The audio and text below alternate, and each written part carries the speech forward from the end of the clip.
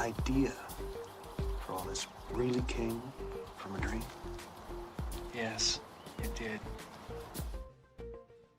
Good evening and welcome to Nox Mente. Tonight's guest is Dan Shukis. Dan is a writer, musician, visual artist, and podcaster currently based in Summit County, Colorado. After being interested in paranormal and spiritual subjects since early childhood, Dan's journey into the esoteric was jump-started by a snowboarding accident in 2008, which led to his lifelong pursuit of seeking esoteric truths and attempting to live his true will. In December of 2018, Dan started the Cosmic Keys podcast with his co-host Scarlet Ravenswood, where they have been giving weekly tarot and astrology forecasts for the week ahead and interviewing guests in the subjects of spirituality, the paranormal, and the occult. Dan, welcome to the show.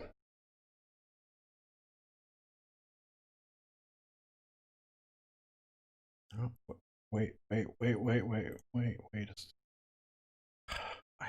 even looked at this before.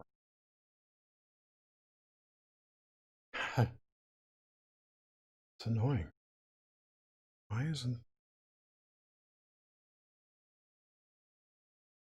What the hell is going on?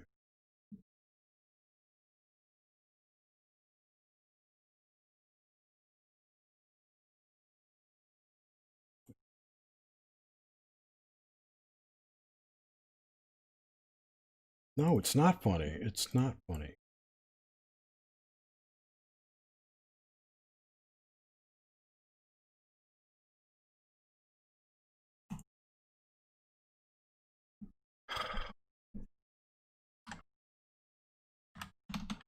No, I think it's something that I changed. Say we're having some difficulties. There we go. I got it. Oh, you got it? Yeah, that's just so weird. Anyway, I'm sorry. Dan, welcome to the show. Yeah, thanks for having me. Crazy days. It's that Mercury Gatorade, isn't it? We already got a thumbs down. How awesome. Oh, great. Well, if you have, we have 4 thumbs up and 1 thumbs down. That's 5 points. Doesn't matter if it's up or down for YouTube. We've had, it's Mercury retrograde. Dan's an astrologer, and he's one of my favorite people, and I love his astrology. I love their podcast, Cosmic Keys. Definitely check it out. That is good stuff. And I just want to say that every thumbs down is bad karma. Yeah, so. If you don't like it, move on. Yeah. Move on, motherfucker. It didn't even start. We already got his thumbs down. Fuck. I know. No, it's a hater, and I think it's a hater of mine.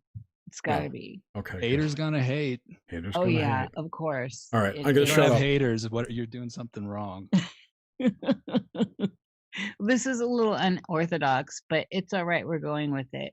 I just want to. I want to say yes. So this was all. Dan was in this classic like Mercury Neptunian weirdness going on.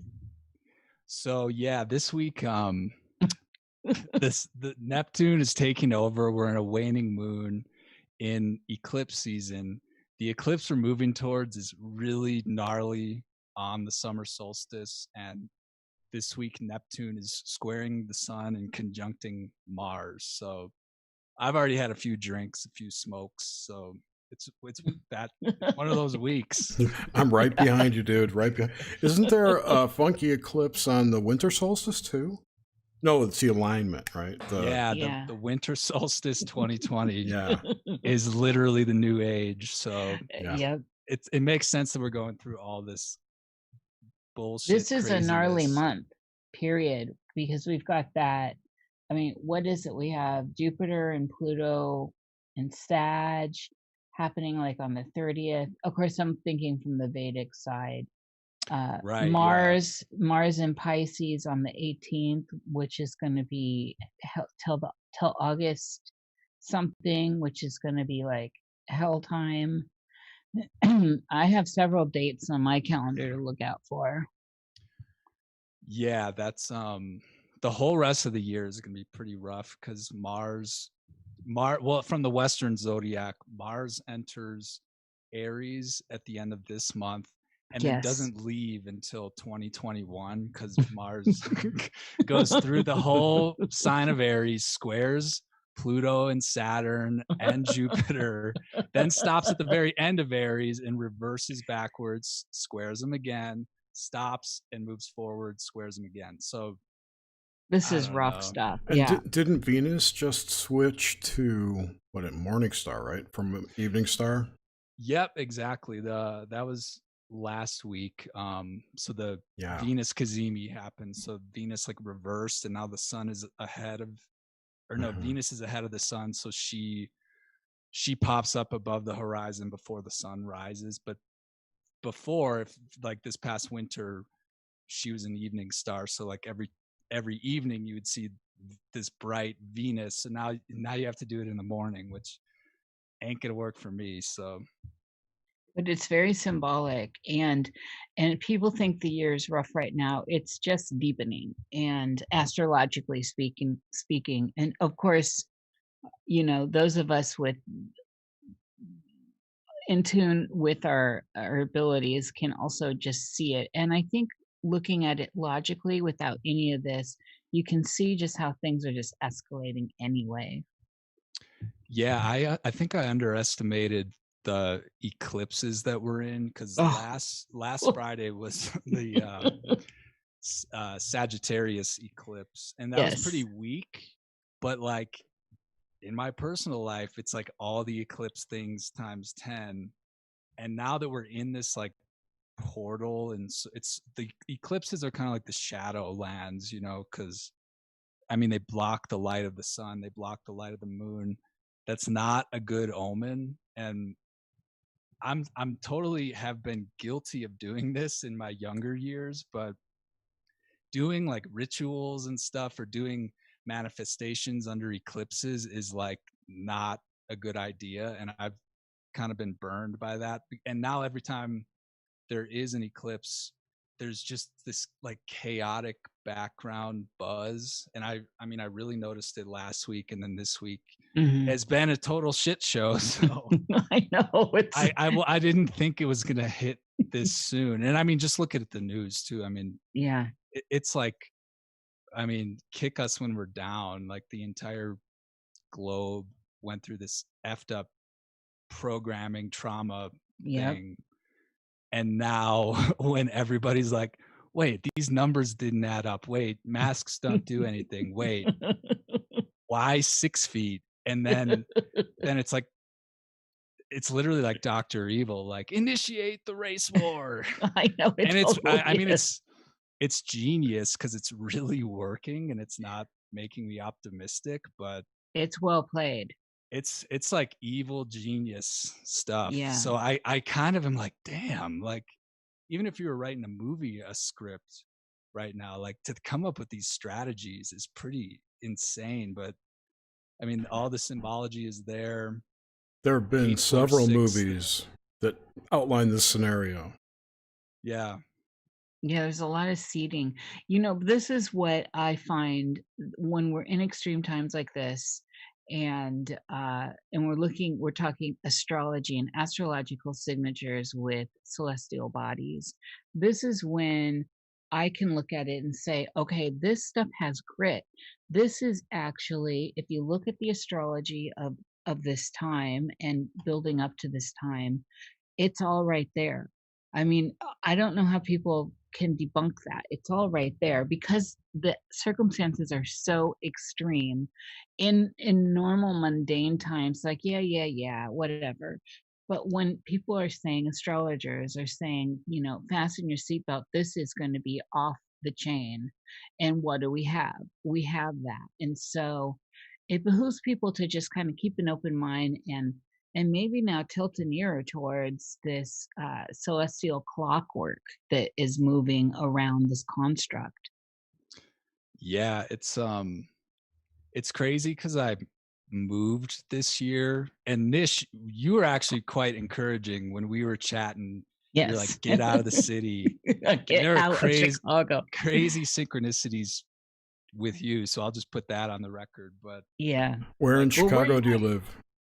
I at the time I was living in Evanston. I grew up in the southwest suburbs, Mhm. and then from like I guess Where 2013 southwest? Where? Western Springs. Okay, Yeah, I Jerry's went to from there. Lions. I'm from Yeah, Ev- Jerry, yeah, where are you from? Beverly Hills. Okay, nice. Yeah, my mom was from Blue Island, but her Okay. mother was from Beverly. So, Sweet. I knew and some then people. my Did you dad know? was from Sorry. the area where I grew up. Did you know anyone named Bennett in Evanston? I was kind of, I was like up in an art studio coach house, kind of like there for a year. I didn't really Never get mind. to know too many people. You were in your bubble.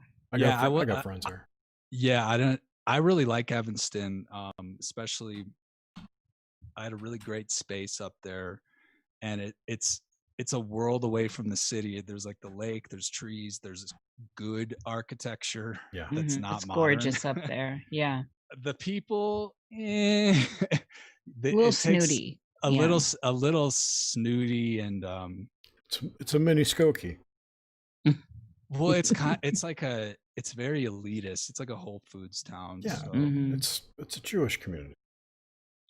Well, it's actually Half it's Jewish. pretty diverse in it, but it's pretty segregated too, which is Right. like a very odd thing, because But a lot of the residents are very like social justice-y, but their town is really conservative. literally segregated. We see a You lot will of have that. that. Yeah. So let's get on to Nox Mente. So welcome aboard. So glad we finally got you here. And let's just go ahead and start in this dream journey with you, Dan. Tell us about the world you grew up in, the things that stick out from when you were at your youngest phase. And you know the role here, like the pop culture stuff, all that kind of good stuff. Yeah, definitely. So the town I originally grew up in was Burridge, Illinois, and the area where I grew up in, when I look back at it, it was like subdivisions that were built kind of in the 80s, and it was a pretty affluent area of Chicagoland, but it was kind of like a new suburb, very sheltered. And it's interesting knowing that you guys are into the woo, to the paranormal and stuff. It wasn't too far away from like a really significant like haunted landmark in Chicago, which the average person that's from that town does not immediately think about that, but I'm a weirdo, so I am always thinking about that kind of stuff. So What landmark? What is it? have you ever heard of the Grimes sisters? Yeah. I grew up like right next to that spot. Okay.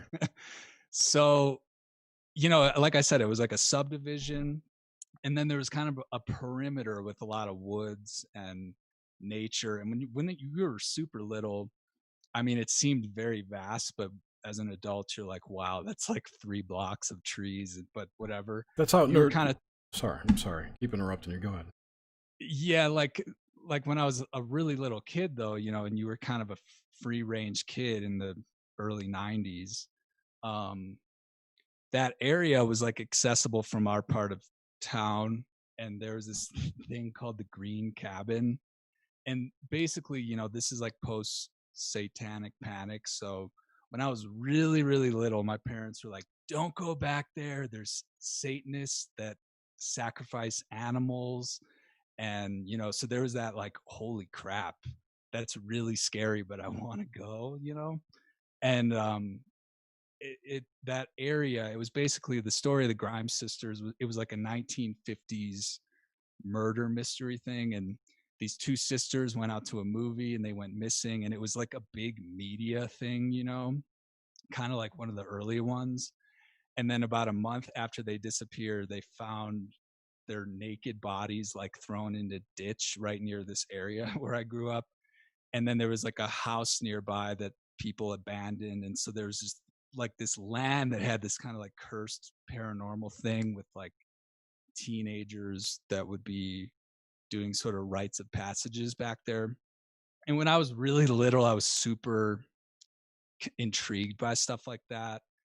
And as far as like pop culture and stuff too, you know, when I was really little, that early 90s like grunge thing, I have memories of that. I have memories of like grunge babysitters wearing their flannel and like little glimpses of MTV, which was like really colorful and like stimulating and stuff. But there was also kind of a lot of like, we've talked about this on our podcast, but people my age, like 90s kids, had a lot of like spooky, paranormal, like TV shows and media and stuff like that. So I was obsessed with like the show Are You Afraid of the Dark? And Goosebumps. Like there was a lot of literature where it's like if you're the type of kid that wants to like sit and try to read a book and try to like understand a story that's not just a TV show, there was like a lot of options and they were all sort of spooky. Like Goosebumps kind of like taught me how to read, you know, at that early age.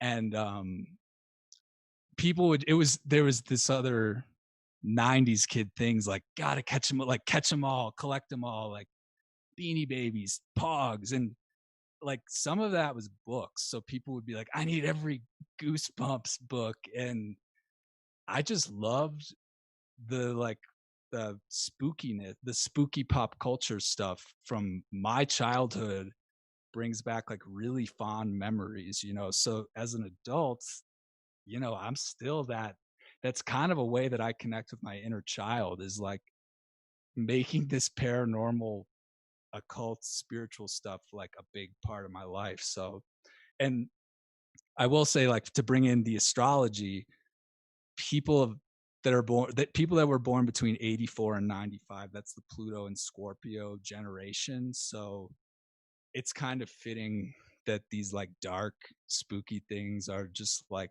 so ingrained in all of us. And today, like, that's kind of how these occult or spiritual things are really kind of popular with people in their 20s and 30s right now. So yeah. Yeah, the millennials, which is what you are, have a real I appreciate this, a real love for all that dark, good gooiness that is out there, that your generation, I love that. And you're so lucky to have all this stuff, including being around in the era of grunge, with all the spooky good stuff around. It was just a good time, I think, to come in. Yeah, and there's also like I don't know. I don't really identify with this, but there we people our age were deemed like the indigo children by like the boomer new age people. And there was this like really positive energy at the end of the 80s, like when the Berlin Wall fell and when house music became mainstream. Like house music and dance music was another big thing in my childhood. Like even like the neon stuff, the rave look, like our parents would dress us up like that. And we literally had at my school like a gym teacher that would just play like house music and we'd be like running around like, so there was like really good vibes back then. And also this is all like this is that gap between the Cold War and like the war on terror. And when I was super young, I was like, you know, wars are something that used to happen. There's no wars and we're beyond that. That was like my childhood perception of the present when it was like the 90s, you know. Yeah, it was a little bit of a Goldilocks zone, really, looking back. And as Jerry and I have talked about a lot on, not on other shows, not really in Nox Mente, but on the Obelisk and Cruising Mistake and other shows, that was kind of looking at causality loops and all of that. The 90s really feel like it was the last real generation, like the last real time. Everything's just kind of on a crazy rubber band bounce or something. Something's changed where, I mean, I have my theories, but there was something, the 90s still felt like original. Yeah, I agree. I mean, um, and it's really interesting too because I was like right at the edge before like computers became like a really central part of schooling. And I just remember like I had really good teachers and a lot of them were like baby boomer age or even older, and they really that's the problem with millennials. Like that's why so many of them are snowflakes, is because so many of the boomers were just like, you're perfect, like you can do anything you want, like all and like that's like actually ingrained into our heads because you can't, that's childhood programming. And when we all hit adulthood, like a lot of us are like idealistic to a fault and kind of like fucked in our lives in many ways. So like Like all those participation trophies that were given out, right? yeah, exactly. So like we had really idyllic well, not everybody, but I had a really idyllic childhood. And then like from 9/11 forward, we've just been on this roller coaster, and like every milestone, like graduating college was like around the 2008 recession, and now I'm in my early 30s, and a lot of people are like trying to settle down and start families, and now we're in this like video game reality of viruses and race wars. So it's been like it's just been kind of a lot, and I just feel like so many people my age have been really programmed, and no everybody's just being like triggered by all these things that are happening in the world, and it's hard to just like stay focused and stay sane during all of it. What was your dream life like early on? And give us the whole breakdown of how the dreamscape looked and appeared and felt and all that. And this is so we're looking at your early life. So in my early life, I wasn't always like paying, like now as somebody that has a dream journal and tries to remember dreams, I remember a lot more dreams after I started doing that. And when I was a kid, I would just forget them more often. I think there was there was one that was really random, like, and this is showing my like 90s kid like brain, but like a lot of it was kind of the dreamscape itself was very like cinematic for me, always kind of like even just like I kind of feel like there's like background music, like a score, and just like all this like drama and over exaggeration, but it feels like you're in a movie or something. And there are all these like video games like Mortal Kombat and Street Fighter. And one dream that I really remembered one time was this like Street Fighter monster with like green skin and orange hair was like disguising and trying to like trick me or like get me or something, and was like it was kind of this game. And then like when his identity was revealed, he was sort of like like floating on like a surfboard. So like if you could picture like Street Fighter when they're just like rocking around like with their fists up like ready to fight, it's like stuff like that, like all of these super 90s like video game or cartoon like Ninja Turtles, Power Rangers, all like I would have dreams when I was a kid that had sort of like plots like that. And but I think overall I when I was younger I couldn't remember. I just it's harder for me to think of dreams when I was super young, but I do, like I said, I do remember certain like cartoonish like little kid brain scenarios, I guess. What was your at this stage in your life, what did you think about dreams, when you'd wake up and have them? What was your concept of what was going on? Because it's obviously a different space. That's a good question. Um I mean, I was always like I was raised Catholic, and and I was like a good little Catholic kid, to be honest with you. And I think, I don't know. I When I would think about dreams, like I would think about consciousness a lot when I was a kid.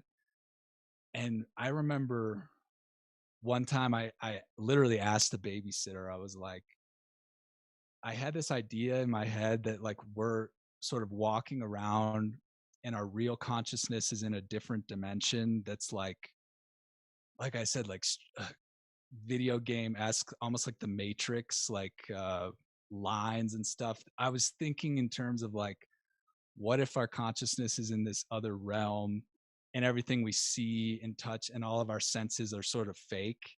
And I remember I tried to ask a babysitter that once, and she was like really confused and like, wait, so you're asking me if you're blind, deaf, you can't taste, you can't hear? I was like, no, you're like, it's not that you don't have those senses, it's that these senses are fake and your consciousness is really somewhere else or something. And I don't know, sometimes I would just be like playing with toys and like stop and just like stare at a wall and be like, what the fuck is going on? Like, what is this? And I would be like, how do, like, I would sort of think about the sensory world around me and be like, how the hell am I like a ghost in the machine, sort of? So I would I would think weird, strange, heady thoughts like that when I was really young, but I guess dreaming wasn't something when I was a kid that was super relevant, or else I'm just can't freaking remember. I don't know. Yeah, it's interesting though. I like that you were this kind of kid that was questioning your reality at this point. And you know, some of it obviously is the content you had access to, which you already brought to us. Uh and then some of it, you know, we can attribute to the chart you came in with, which is to me like lining up your school course ahead of time. That's how I've always viewed astrology. I think we have a hand in it. uh so I do find that interesting. Did you have any fears? Was there anything that scared your little millennial heart? I'm trying. Yes. Well, yeah, for sure. At a certain point, it was demons because I was Catholic, and then I saw The Huge Jerry. Exorcist. Everything it is was like, demons. Everything. but it was like, you know, my parents would be like, "This is the scariest movie ever made," and it would be on like TNT or something, and they'd be like, "See, this is what happens. A demon possesses the little girl's body, and the priests have to like get the demon out." And I was like, "What if that happens to me?" And it was like, fuck. Ever since then, like in my like childhood, I was, you know, afraid of that happening. And I was also afraid of like Bloody Mary, and Candyman was a big thing in Chicago. Like they made a movie in the 90s about that, but they would say, if you say like Candyman, like in the mirror, like a dude comes out with a hook. That And was about Cabrini Green, wasn't it? Or in the yeah, Cabrini Green area, yeah. That they're remaking that movie too, or a sequel. One of the two things. That's funny. I used to walk through there all the time. oh yeah. So yeah, it was like before bed, like I don't know, like a lot of it was mirror stuff. Like there was in my like house, I remember there were two like sliding doors that had mirrors on them, you know, so it was like a mirror on a mirror, and I would just stand in the middle and see the like infinite, you know, thing, and I just would always be like, that's like a portal or something. Like, so I think when I was a kid, that weird like I would just sort of be like, shit, something's gonna come out of that mirror. So I think that, and that's really the main things, like demons and weird things that you freaking invoke by saying stuff in the mirror. I think you missed your calling as an exorcist. I know. I was just thinking that. Well, it's never too late. You took the words out of my head. Pretty sure the Vatican's got some kind of sale going on classes. Yeah, they're recruiting it. Times are dark. I mean, baby. I've felt like an exorcist at like a music festival, and I see people on drugs, and I'm like, that's a demon. And Yes. that's when Oh. I see it. Yeah, that's the deep blue I love to get into. So move forward a little and get us into when you started to actually be more active with the dreams, and how did they start? When did it start occurring to you that there's more going on there? Definitely in high school, because like, I mean, it's the same as I am now. I'm into weird stuff and like consciousness and psychedelics and dreams and spiritual stuff. So I remember in the like early 2000s internet age, when I was a teenager, I was just looking at all these weird topics online, like, and I was like, oh, lucid dreaming.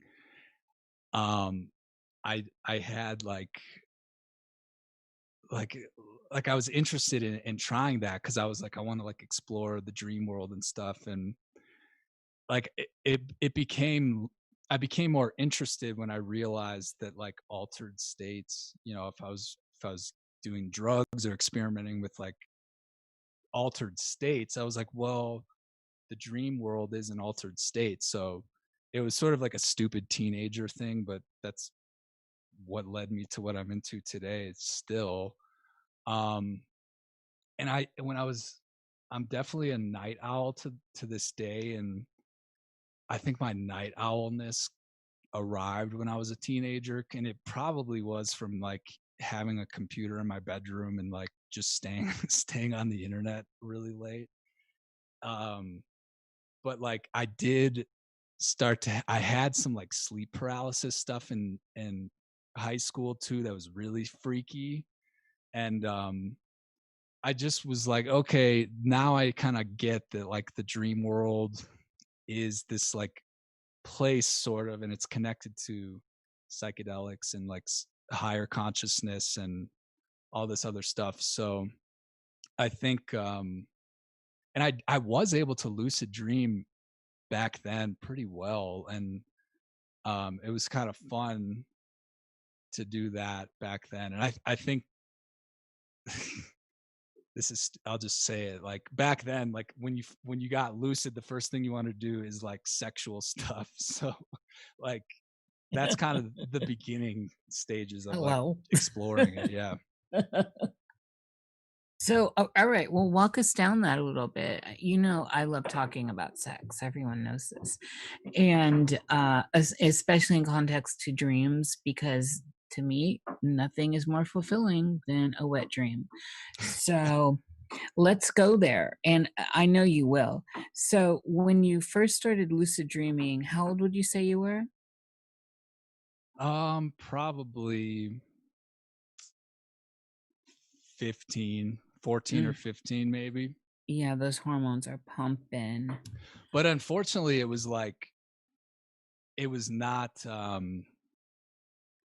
it was like you're lucid and you're just like way too, and this is my problem getting lucid to this day, is like the control freak side of you takes over, and that kind of wakes you up usually. So I think, and it's interesting, like these days I don't really lucid dream much at all, but I have really good dream recall. And if I do get lucid, it's more about like, okay, stop what you're doing, take a few breaths and get used to the space and get comfortable, and then slowly, lucidly explore. But then sometimes if you do that, it just sends you right back into like you're dreaming and you're not lucid, you're just dreaming. So I think lately it's not that I don't want to be lucid, but I sort of prefer to let my psyche play around with me and toss me around, and then when I wake up, be like, okay, here was a symbol, here was a symbol, here's maybe like a precog thing, you know. So I have I have trouble when I get lucid having the control freak thing kind of ruin it. So That's, you know what, it's very common. And it, it's, I don't know. I mean, there are a lot of people that peddle ideas and ways of holding on to it and then deepening the experience. And I find, having tried so many over the years, there are some things that work for me, some things that don't. But in the end, it does come down to actually letting go and letting the experience happen. It seems to me that every time I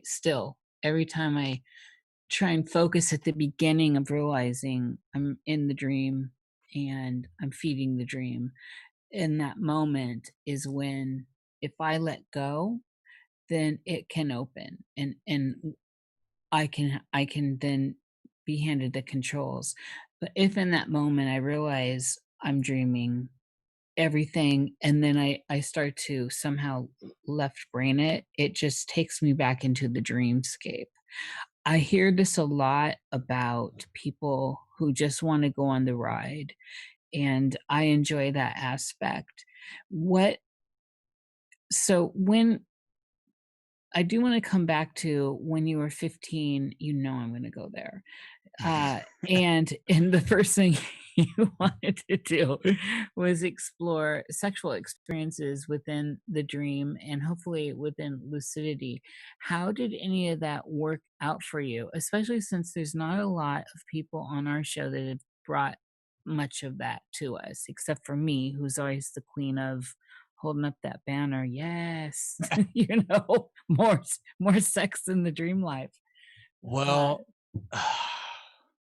it was hard. Like if it was a situation where it was a lucid dream, it would be like, it's kind of embarrassing, but it would be like aggressive and just like searching, like a rush to search for gratification and before you wake yourself up. And most of the time I would wake myself up.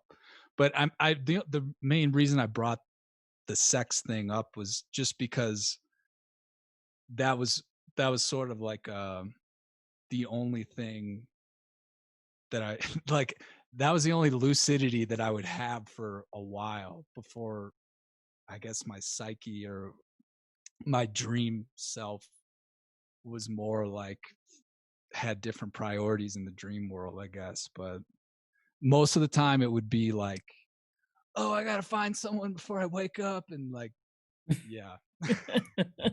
you Which know, is, I mean, Dan, I great. think it's so Thanks for having common. me bring that up to the audience. I know, I love it.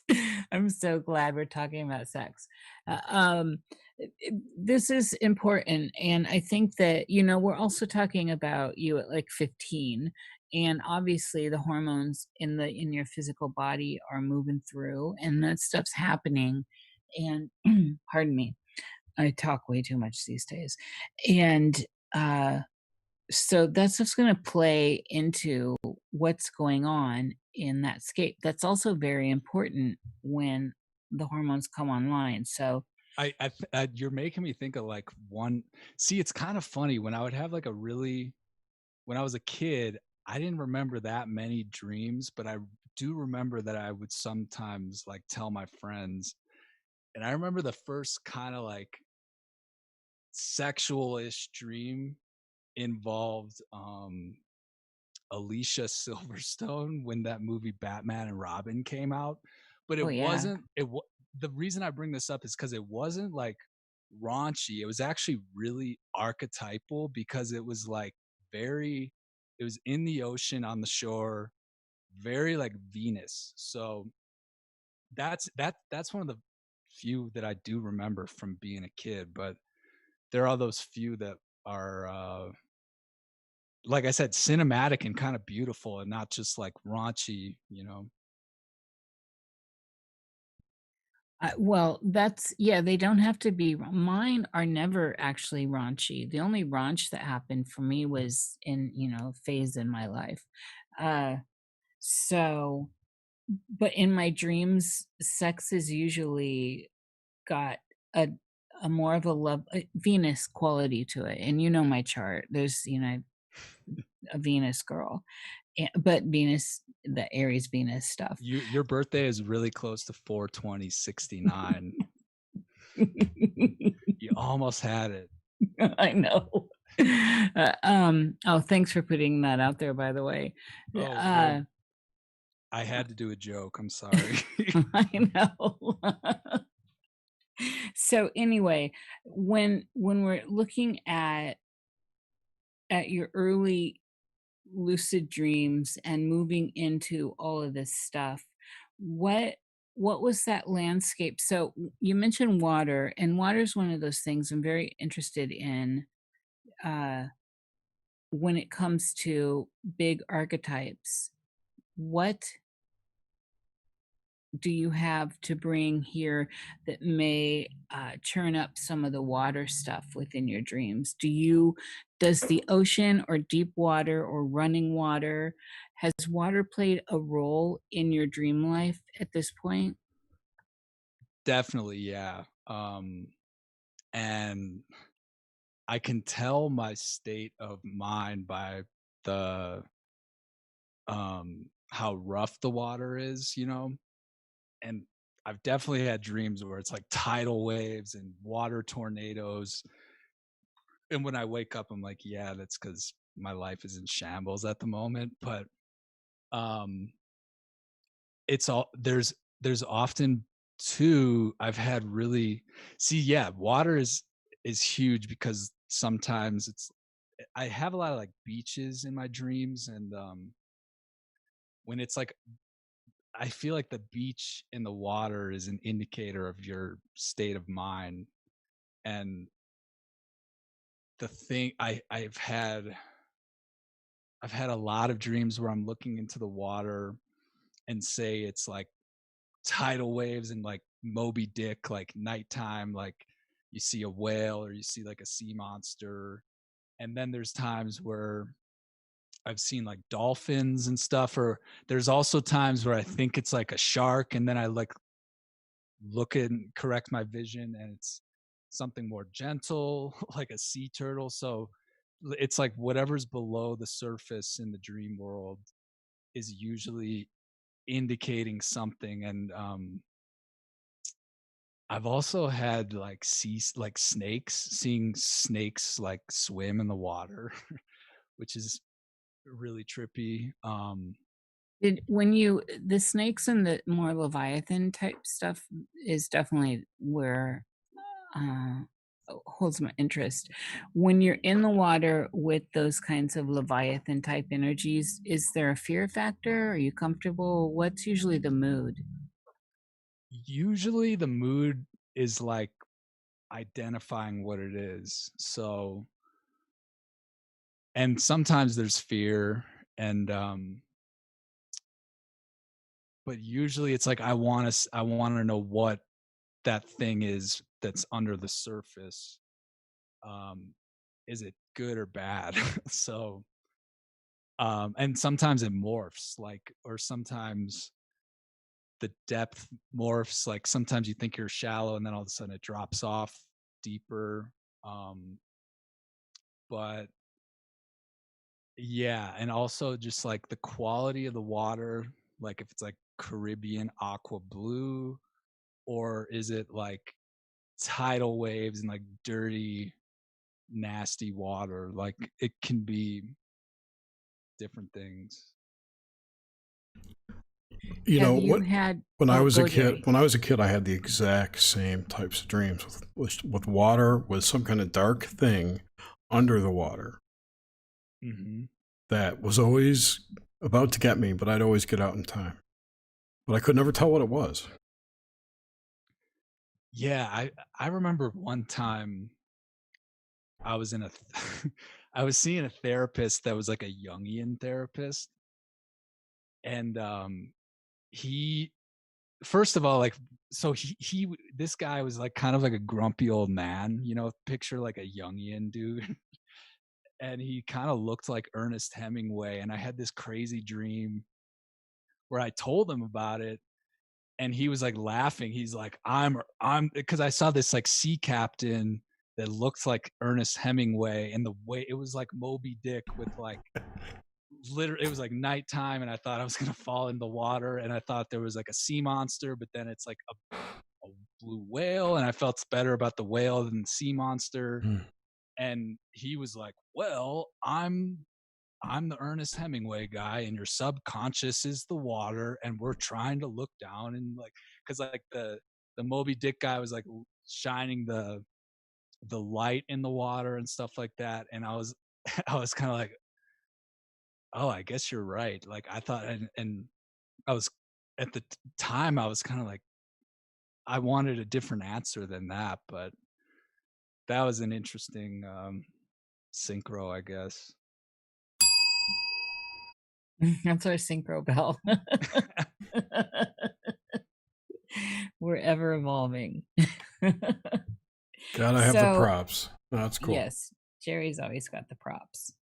So with these big symbols, when you think about water, so having grown up in the Chicago area, of course you're in proximity to Lake Michigan, and which is, you know, the Great Lakes are so beautiful. I love them. And when you think of deep water, when you think of water in general, what does that bring up for you right now, just as the idea? What are the words that come to mind? I like water. I just like, I think of like floating, leisure, weightlessness, you know, like freedom in a way, being like suspended. And I was a swimmer when I was a kid, like on the swim team, and when I was a teenager I was a lifeguard. And so yeah, I've always been comfortable. I'm pretty aquatic, I would say. Yeah, it's, you know, that you'd be surprised how many people actually do not have water dreams. And this is another reason why I like to get the early stuff out of the way, where they grow up and all this, and you know, you always had that close by. But it's not like you were raised on the beach either. And the Great Lakes are way different than oceans, or living like, say, in the Columbia River or Rio Grande. It's a different energy. Yeah, And there's definitely. a lot of isn't there, I see in here, I think, hello Oswald, hello everyone, I love you all too. I think Oswald brought up Stonehenge in Lake Michigan. Oh, really? I don't know. I think somehow maybe Scott Wolker had investigated that, but I somehow that seems real. Jerry, are you on that? Looking. So there's, well, yeah, there's definitely you know, like I said, I'm into paranormal stuff, and there's definitely, I've seen paranormal-ish stuff on the lake as an adult, you know, when I actually lived in the city near the lake. But yeah, a lot of the Mothman stuff that was being seen in like 2017, that was around the lake. Yes. I've seen one time I saw like an orb. And it was, I've seen orbs before in other situations, but it looks, I understand that if you take like a Polaroid, dust can make those shapes appear, you know, and that's fake. But it looked like that shape, and it was like moving kind of across the trees next, like near Montrose Beach when it was dark out. And I was like, what the hell is that? That's like a weird intelligent orb thing. And then there was another time where, you know, when I was right before I left Chicago, I would always kind of drive home on the same route from like through Rogers Park up to Evanston. And there's a stretch at the very northern part of the city limit where it's a cemetery. I don't know if either of you, if you're on Sheridan Road.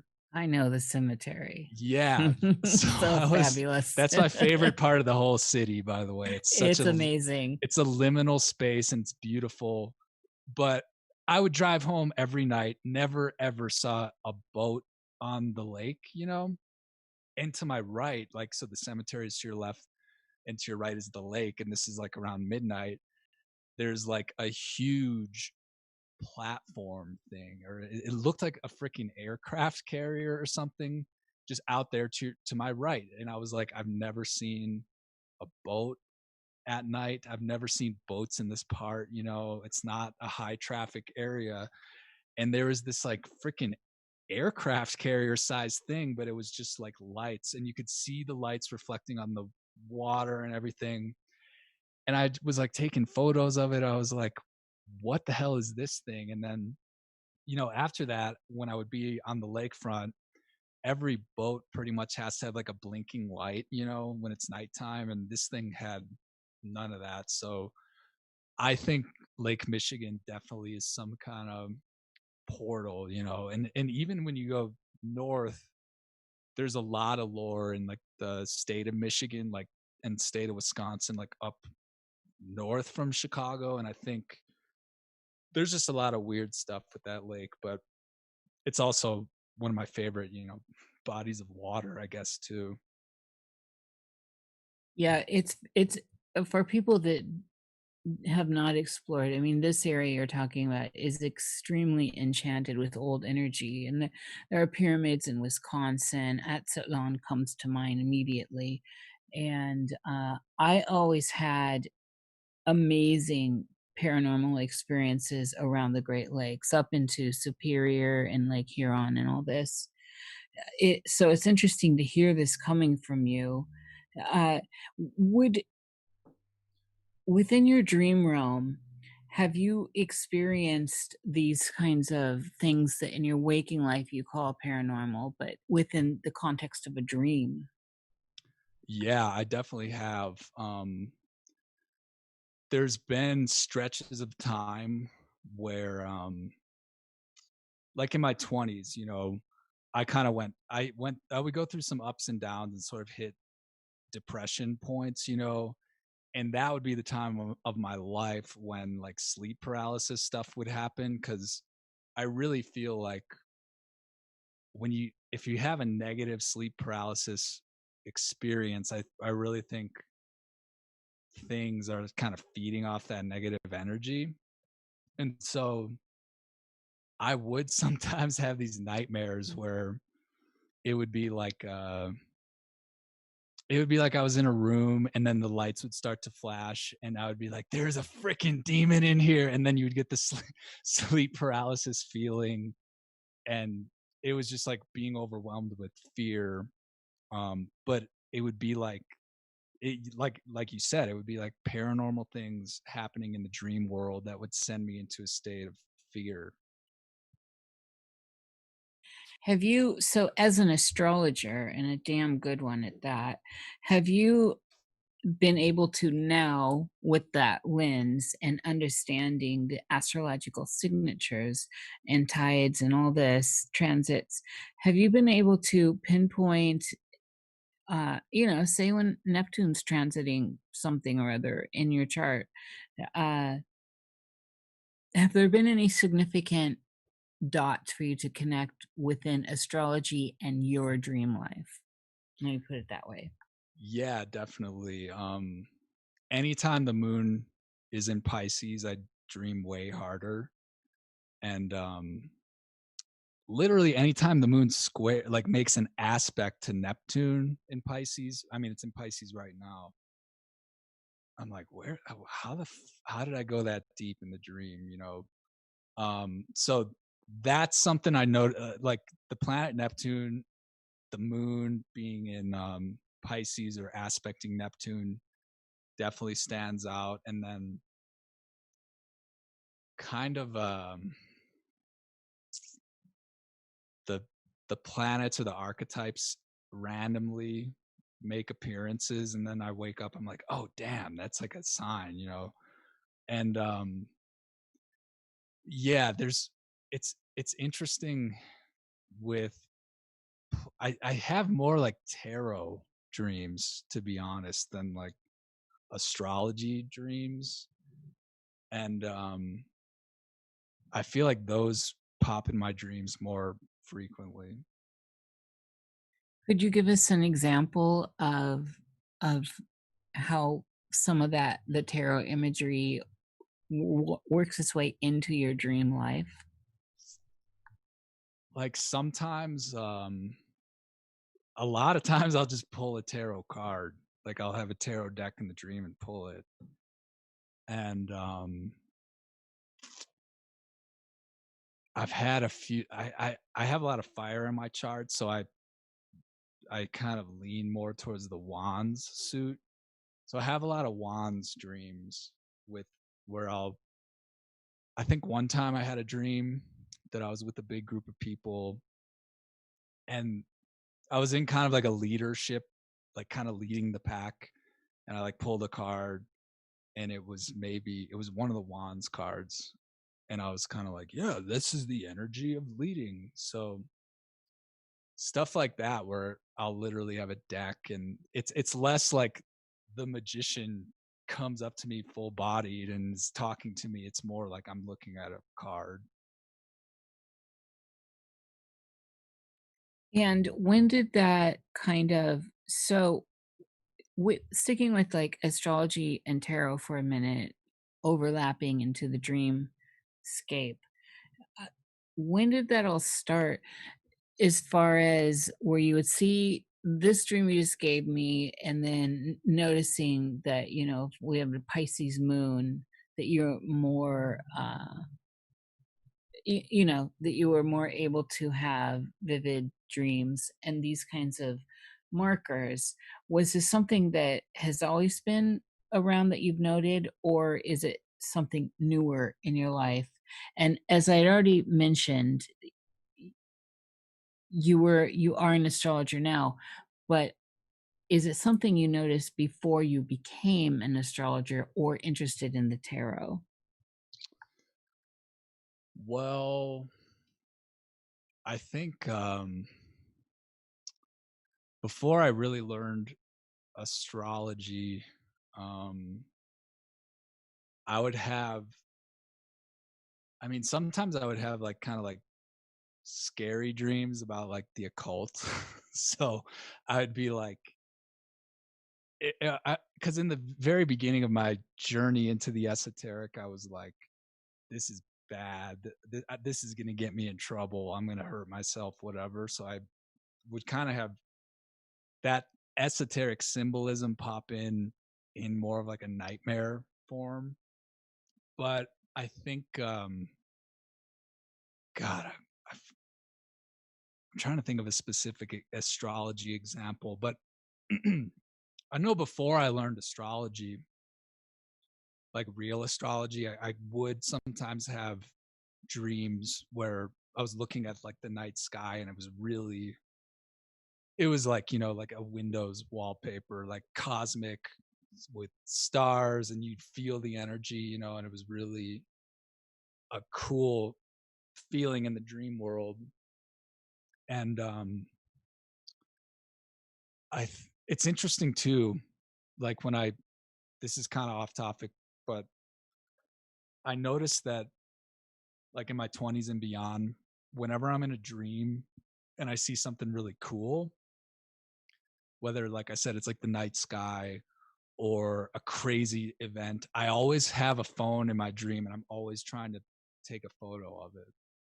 So maybe that says something about like how often I share stuff or want to capture stuff or want to share it on social media, you know, because so often in the dream world I'm taking photos and like scrambling to get my phone out to take the photo, and then when you're looking at the screen it should be a trigger to get me lucid because the letters and the numbers you can never quite like type, or you can never quite get what you want out of it. But yeah, I have and yeah, it's like my phone is a part of my dream world for sure, and I'm like I text people in the dream world, I call people, and I'm like I said, I'm always trying, if crazy shit is happening in the dream, I'm always trying to take a picture, which is kind of weird. This is very modern, as you know. And I think you're the first person possibly on our Nox Mente Chronicles that has brought that up. And I'm sure through like traditionally, you know, I took a bunch of photography in college. So it was dark room, and I remember photographing, you know, with 35 millimeter, and uh, this is very provocative to me and so modern. Did it come on? It's like a no-brainer, obviously, to you when you're in the dream and you just pull forth your cell phone and you're trying to take photos. Do you remember when that started? Was it, to me, that would be definitely a call to lucidity, because it's not even, I don't even actually technically own a cell phone.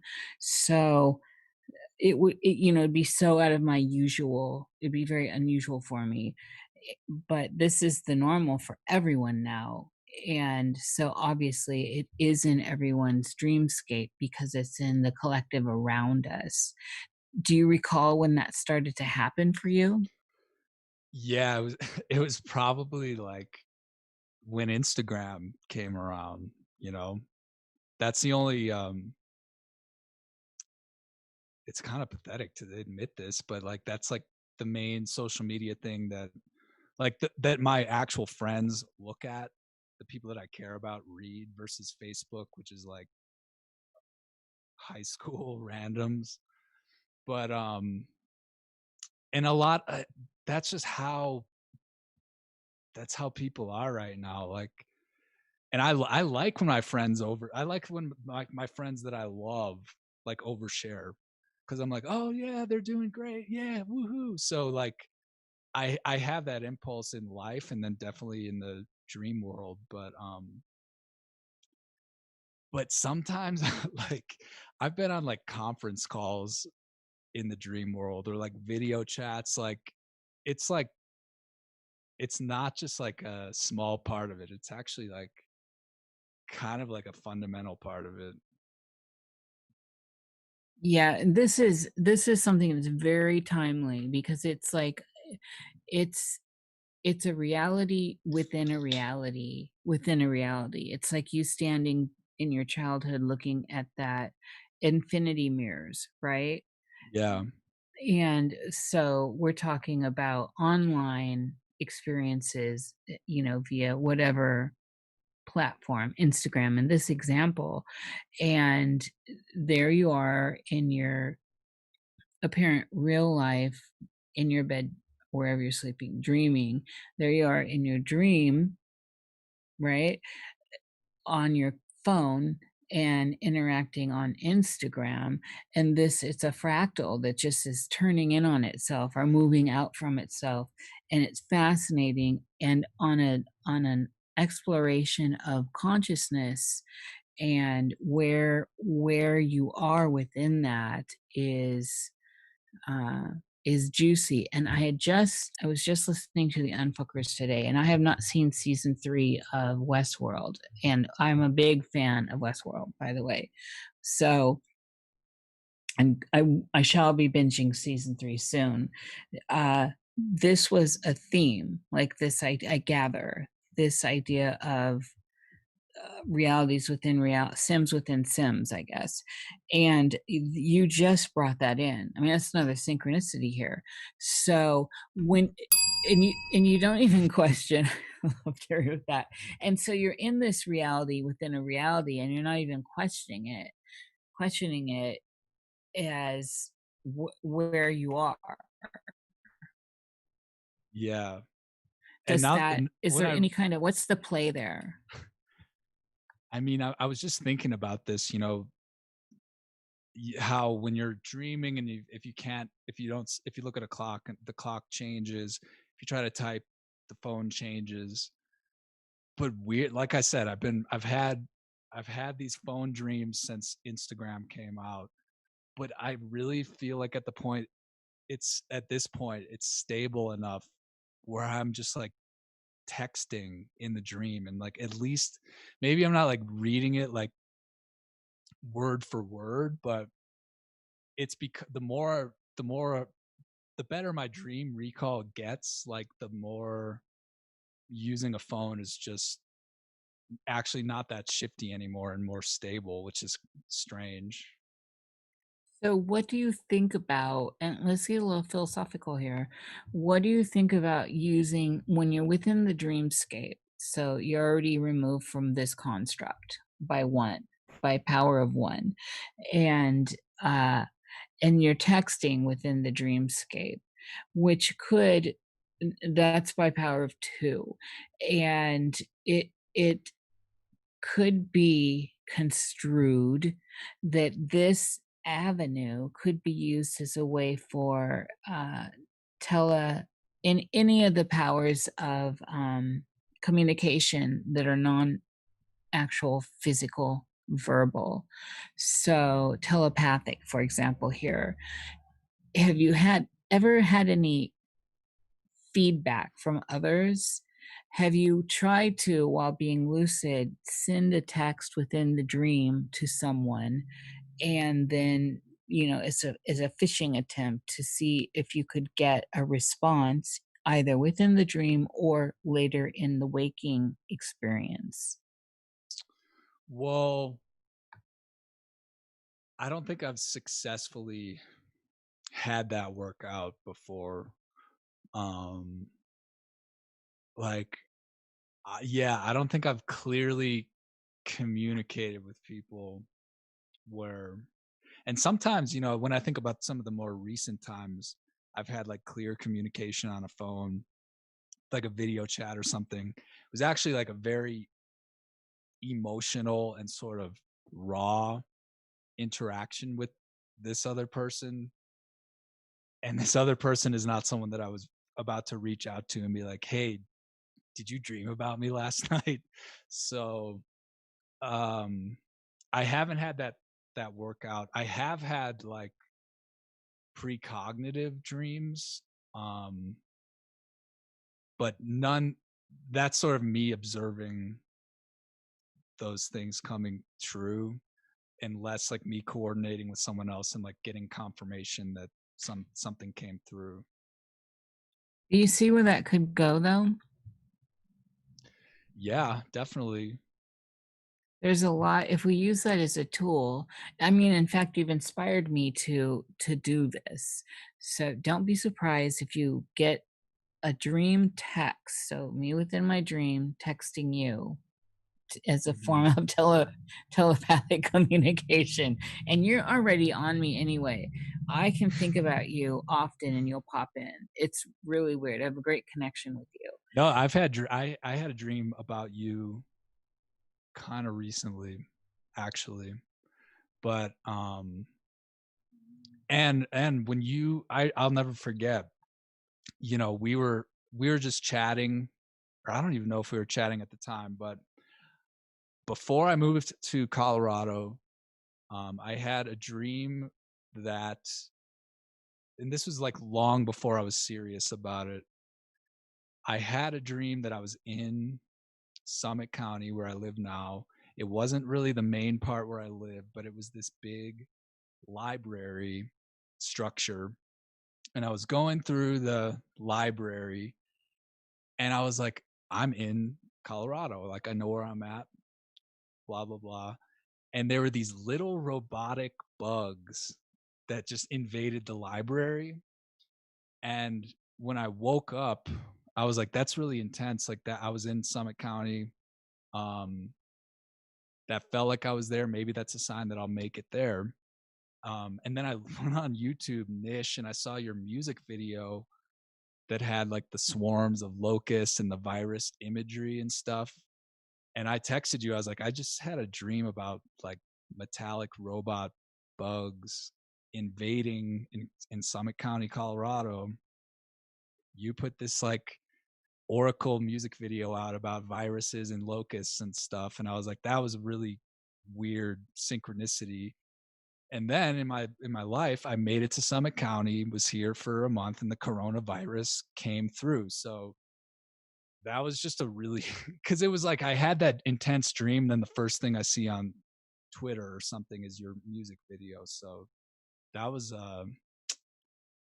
that was a nice little prediction there.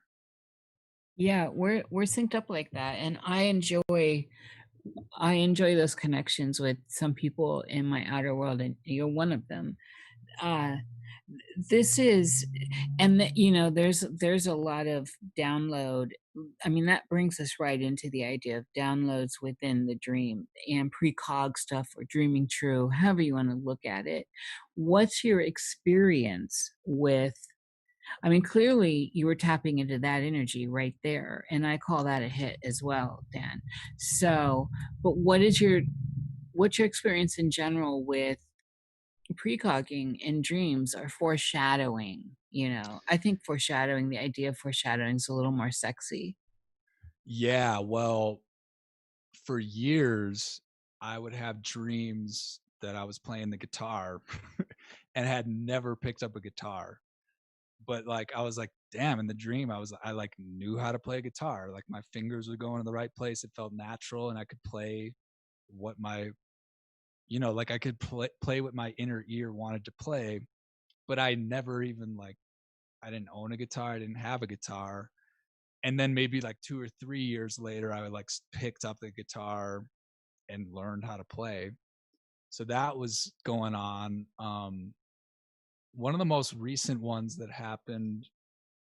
So during this whole coronavirus thing, I was, like I said, living in Summit County, and I live in a lock off that has a couple that's upstairs, and I have the whole downstairs, and they live upstairs. And I had a dream that I was looking out the window. It was winter, and I saw this cheetah like sprinting towards the house. Like this cheetah was coming at the house, and I told my landlord upstairs, the lady, I was like, "We got to go up to higher ground, go up." And we were like running from this cheetah, and it was like jumping up on the balcony and trying to get down to us.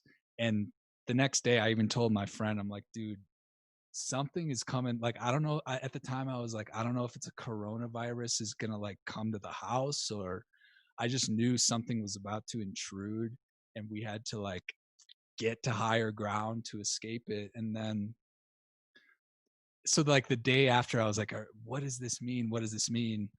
And then that night I hear just like the door swing open, and I hear someone just like storm into the house. And they were renting a room upstairs to a guy who left the country. And then when they said, don't come back, this is a pandemic, he was in Ecuador, like don't come back, we don't want you here. And he just stormed in and basically said like, I don't know you anything for rent, I know my rights, they're not evicting anyone, I'm staying here as long as I want. And he just lived up there, like shared the same living room, kitchen with this older couple. And he was just like this chaotic, horrible energy to just have. It was stressing all of us out because like at the time in like February, you could not evict anybody. Like the cops were like, they're like, well, we had a verbal agreement. We said, don't come in. We're like older. We're vulnerable.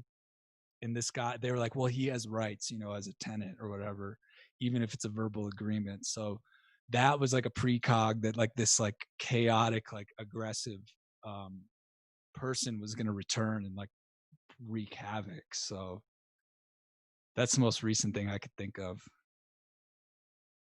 That's a good one. It also leads me into wanting to get the mood of your dreams since, say, and obviously you had done this big move, which of course I was, really urging you to get that underway.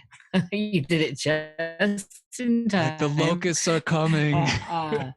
And I was like, Dan, do it now. But again, you can only, one can only just suggest it's a good idea. So, but I'm so glad you did, clearly. But so what I'm saying here is you've had a big life change during all this time that is now a global change.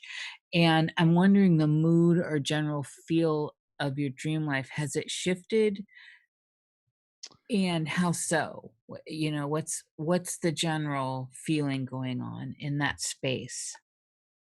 Well, when I was I basically was unemployed from early March until early May.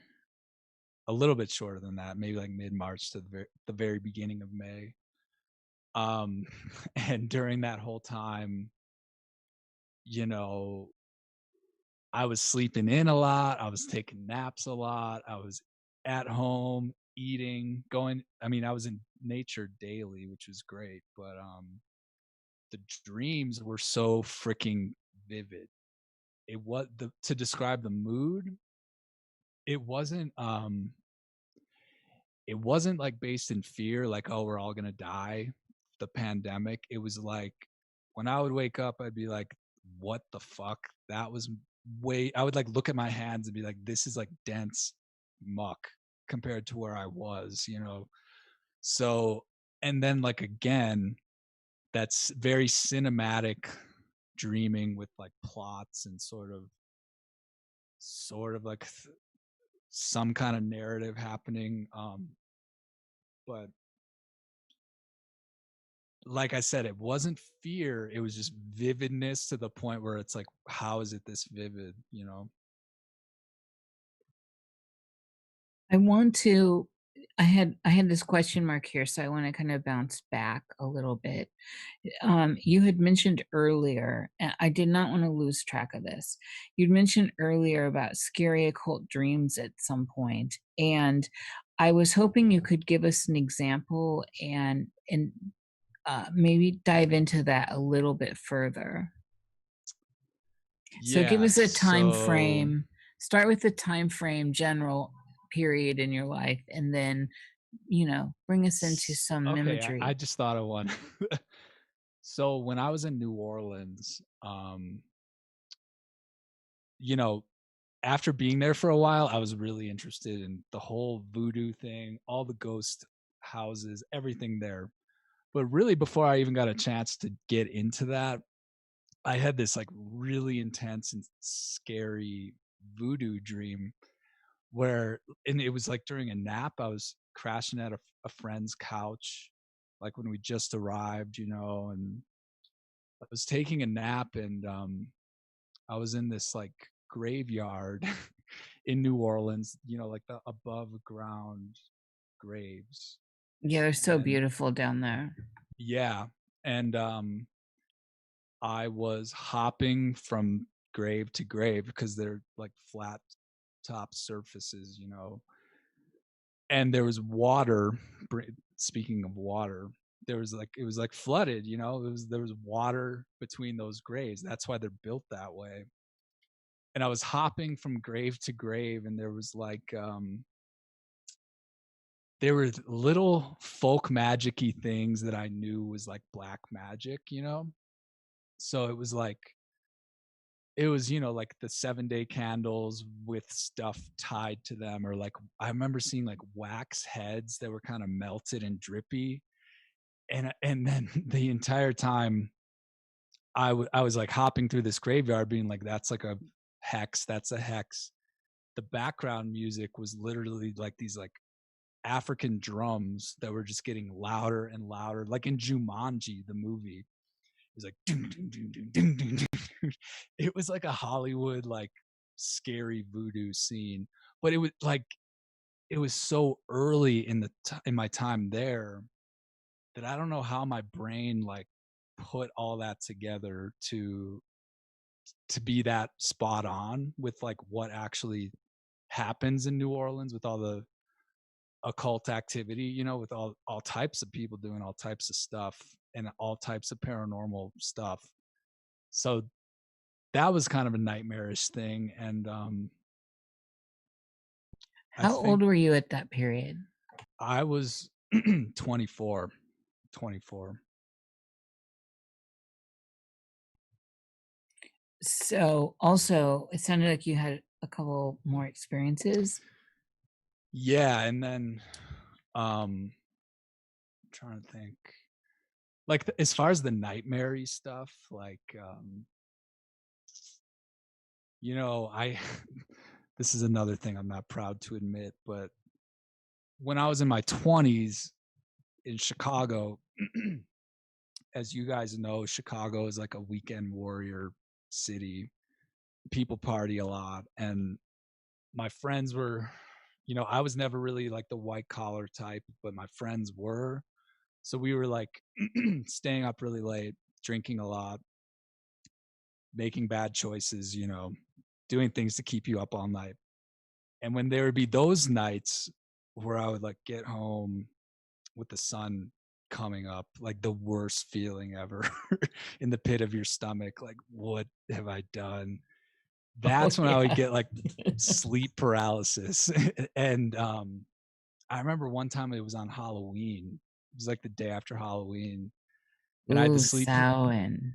yeah, and I had the sleep paralysis. And it's interesting because at that point, I was doing sort of like the LBRP stuff. So I've had times where I have that like hag attack and after like a night of partying. And I remember doing like the LBRP like out of my body, like get out of here, like get away. But I don't even get nightmares anymore. Like I've been, I think like my spiritual practice has kept, in the beginning it was like I was scared of what I was doing. I didn't know what I was doing. I was going through mental health issues and living an unhealthy lifestyle, like I mentioned, like partying. And that's when like the nightmares would occur. But knock on wood, I've been pretty good for maybe the past like 4 or 5 years. So I think like I said, like spiritual oppression is real. Like if you're like an addict or if you're in a deep depression, stuff kind of comes at you like a moth to a flame. And spiritual hygiene is really important. So yeah, and I don't party at all anymore. I'm really over it. Yeah. I'm glad I did all that stuff in my 20s too. It was in my in my teens. and then and then but I mean nothing, I don't know. I think it's really unappealing as we move older, but everyone's got their own, everyone's on their own path, making their own choices. Hopefully that Yeah, it's that hard in con- Chicago. Like Chicago has such a culture of it. And yeah, if yeah, you're oh just like definitely. you have the person to text if you need to text. If you're looking to go out, Oh yeah. there's that there are those friends that are always out. Well, it's So the sixth largest city in the world. I mean, it's truly a metropolis. There are two metropolises in the U.S., and New York City and Chicago do be they. yeah, well now both of them are freaking World War Z. So Oh yeah, totally, absolutely. It's two of the worst places to be, and apparently LA, but that's a no-brainer as well. ooh, throwing shade. I've had my LA time twice. I don't know. There's just something, and I'm a West Coast girl, but there's just something about, and I love there's so much in California I love. I'm just not a big fan of LA, but I love people there. Anyway, the show's not about that. Dan, at one point, like the meander with Dan. So, back to what did I have here? Okay, so what about full on out of your body experiences? Have you enjoyed any of that? Traditionally it's called like astral projection. The language is now morphing so much, it's hard to get uh, get on the same page with some people now with the terminology.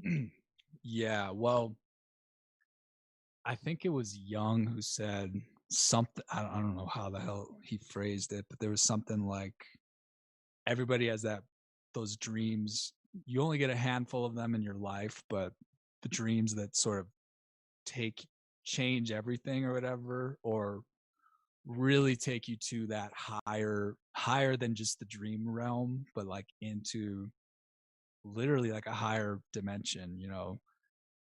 I'd say I've had 2 of those where I'm like that when you wake up, you're actually like That was a different dimension, and now I'm in this more dense 3D world. I had one in college, and it's funny. I remember I fell asleep. I was listening to Coast AM back then, even like on the actual radio. Well, like Art Bell period. It was George Norrie. I was. Okay. Yeah, I it was the I same too station that young. played Dr. Demento Mhm. Oh yeah. on Sunday. I Dr. forget Demento. what station it was, but yeah, I remember it's an AM station. Yeah, well, this was Dr. when I was in Demento. college in Boulder, but I so I went to this like Hindu, like Eastern realm that was like so heavenly, and it was like I remember seeing like mandalas, and it was like gold and glowing. And before that, I was like in this like astral version of like the redwoods, the California redwoods, but it was like neon. It was like neon, like 3D, really like trippy. And there were these wolves running around that were like neon wolves. So this is almost like a DMT thing, but I was just dreaming. And then I went higher to this like Hindu um, space, and there was this dude sitting on the bench, and it was like this like bodhisattva guy, and he was like, and there were, keep in mind, there were these mandalas swirling, and he was like, oh, have you seen Mr. something? He said like some guy's name, like Mr. Jones.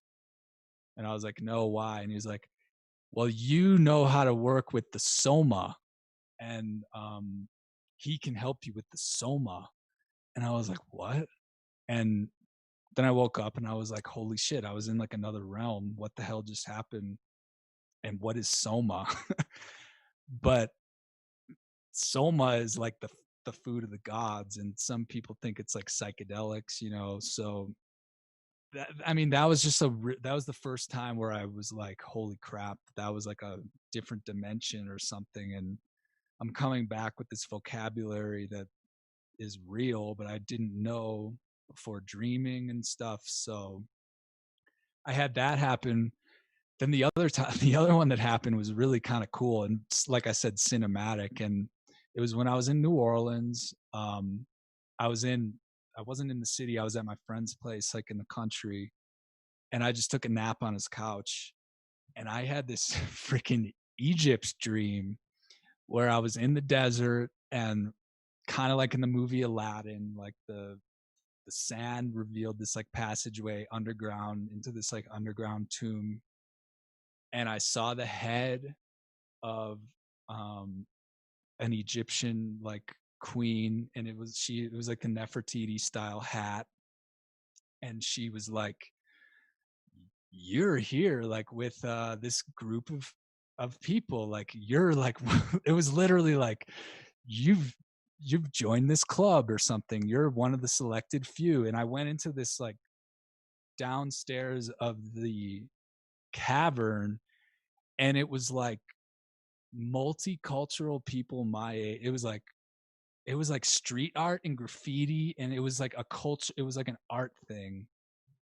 And we were like running around. It was literally like going to like Hogwarts, but like Egypt. And I just remember it was multicultural, and it was very like urban, like graffiti, colorful, like art and stuff like that. And then again, when I woke up, I was like, holy crap, like this reality is nothing compared to that. So those are those two stand out in my memory of like when dreams are like spiritual, higher dimension, astral plane, like crazy stuff. And when you wake up from that, you're like, where did I just go? Like, how the hell is that possible? And that this is part of the magic, and part of what I think we should be doing in general is questioning reality. And with that said, what's your idea at this point where you are in at this stage in your life especially as we look at the outer world where everything is just unbelievably out of control. And, who would have thought a year ago that the things that have unfolded are unfolding? So where stability of the gravity of reality is very loose, anything feels possible. And these times are exciting for me. And what do you think the world, the 3D world that we have constructed or participate in, that people call reality, is? And so this is philosophical, of course, but given everything we've talked about and the ideas of what could be, I'm curious as to where you land on that. Well, I think I inadvertently have kind of a Kabbalistic view. I kind of have a tree of life view of the cosmos.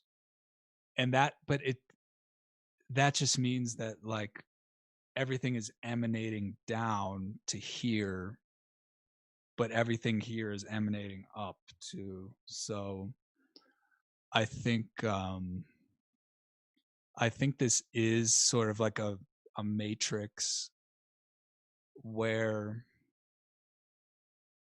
thought, like thought is kind of trickling down and affecting reality. So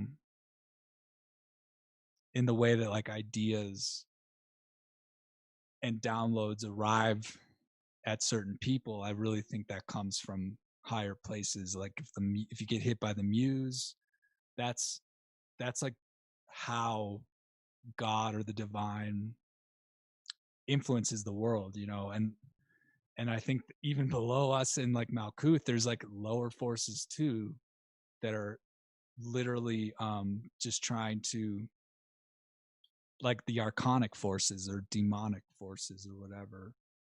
And if we're sort of caught in the middle, like I really think this reality is really, really important, because I mean, even if you were in the dream world, like you'd either have such a hard time staying stable, or if you're in these higher astral realms, you'd maybe get bored being so blissed out. But I think this is a matrix where bad stuff is supposed to happen to us. And I think because anybody that's gone through any type of hardship, typically at the other end of it is like, that changed me, that helped me grow, I'm better for it, I'm wiser for it, thank God I got it. So I don't think life here is supposed to be perfect. And I think there is this like karmic, alchemical like process to literally suffer and transmute the muck into gold, like to face your shadow, face your trauma, face everything negative, and choose to like change that into something good. So it's hard because there's so many like generational traumas, and if it's hard to forgive people if you've been really hurt by certain people. But like if you can forgive, and if you can like let go of these negative influences, then you're sort of perfecting yourself. So it's kind of new agey and cliche, or just like NDE cliche, but it's sort of like this is like a school and we're just going through this process. And even sort of like it is like a video game in many ways. And with everything happening today, I mean, it's literally like the Wizard of Oz. Like the Wizard of Oz is like standing behind this curtain, creating this like all these smoke and mirrors and craziness. Like that's what we're going through here. And I sort of feel like that's like divinely allowed, because, this world is meant to be a world of like duality and pain and growth, because we're not in this like static state of bliss all the time. Yeah, well, that's well said. And so moving further into that, what is your concept of death, and how does it inform your life? Does it have a role in your daily life? And then, so just to piggyback onto that, do you have experiences within your dream time of people you know that have died, or even just anonymous others that are, not to be of the waking 3D apparent reality? Yeah, well, you got me thinking of two death stories, but in general with death, um, it's I'm really comfortable with the idea of death. I'm Scorpio rising and Scorpio moon. I'm Oh comfortable. yeah. I'm comfortable in that space too. Like even when I was a little kid, I went to a Catholic school, and I somehow, just because like they could tell I was somehow comfortable with it, I became like the default funeral server. And they would pay us for like serving, like doing the mass, for funerals. And I was always like, I don't know, it's not that I'm comfortable with death, but I like how death um is the great equalizer, because everybody's gonna die. It's extremely like ignored in our culture, because everything that we're like everything we're programmed to do, like get a job, have a family, get married, save for retirement, retire, then it's like have grandkids, then it's die.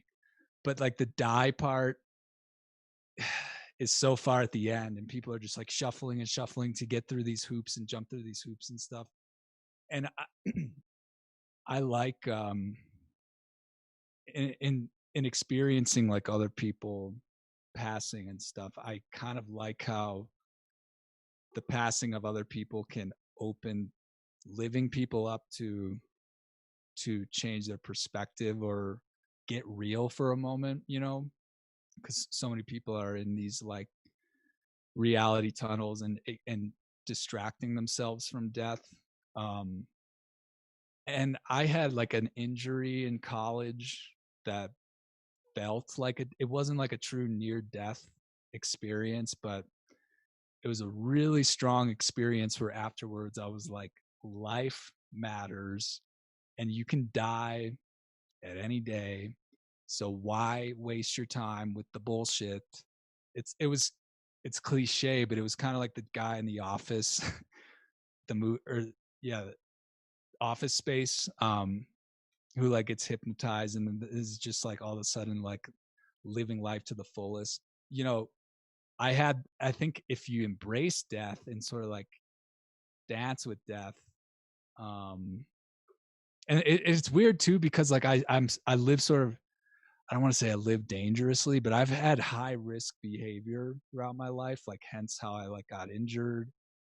Like I said, I would party and would live life on the edge and like get right close to the edge of death. So I think I don't know, maybe it's just the Scorpio in me, but I think death is kind of beautiful, you know. Oh yeah. Well, anyone who listens knows that I do. I mean, the opposite of death is living, and it's one in the end. I'm wondering. With that said, what what makes it? What makes this? We kind of cover this territory, but I keep wanting to. I think there's more here. So everyone we're sharing a reality with everyone else. And, this is all out there in the philosophical lands and books and great philosophers. What makes one person have a terrible experience, or just, besides perspective and perception? Why is this person over here having a very bad experience and living in all these stories of drama? and this person over here is having a very good experience, and it's all blissful. Do you see, where do you weigh in on that? I kind of, if I were to like speculate, I think it comes with what I believe it comes down to like karma and just the journey of the soul and who's, because everybody is completely unique and individual, and that's like what studying a birth chart helps you realize, like all the little subtle differences between the way people are. And I sort of have a feeling that like if this is sort of like a matrix, like we said, and the planets have some influence on us from the start with our natal chart all the way throughout our lives, influencing us with transits and stuff. Like I think this reality has some kind of karmic record keeping, or at least maybe not for the individual soul, but I think within the idea of like a natal chart and pre-death, I think a lot of life is predetermined, and a lot of astrology really goes into intricate detail about like years that things will happen, days that things will happen. And the more you study astrology, the more you're like, I'm not in control. I'm in on this virtual ride, and there is some purpose at the end of it all. So as far as like different people, some people having really difficult and suffering lives, and other people having really pleasant and blissful lives, I think that's what you sign up for before you come in somehow. And or like I said, I believe in like destiny, and I think free will is a thing, but it's not as strong as some people think. And from like near death experience reports and stuff like that, it seems like we consent to this craziness because it is all a big virtual game or movie or something. And I think, I don't know how I feel about this, but like people that really suffer horrible, horrific things in their lives might be really advanced souls that sort of like do it for the plot of somebody else to teach someone else a lesson or something. So like I sort of think in like a reincarnation sense, like you come in with certain souls, and there are lessons to be learned, and maybe you pass, maybe you fail. But I think when people think like, how does God allow all this horrible stuff to happen, it's like, well, it's part of this like game, or it's the character development that you need, or it's like, I don't know, that's just based on like near death stuff. But it seems like there are different levels of soul experience or whatever. And if some people maybe f up really bad in one lifetime, they might like go through some crazy suffering to comprehend that in another one. But it's hard to say, I don't know. Well, this is why I love it. It's fodder, and it actually creates neural pathways that help expand one's mind. And so there's, the whole plasticity thing that goes with it, which is why I enjoy these kinds of deeper questions.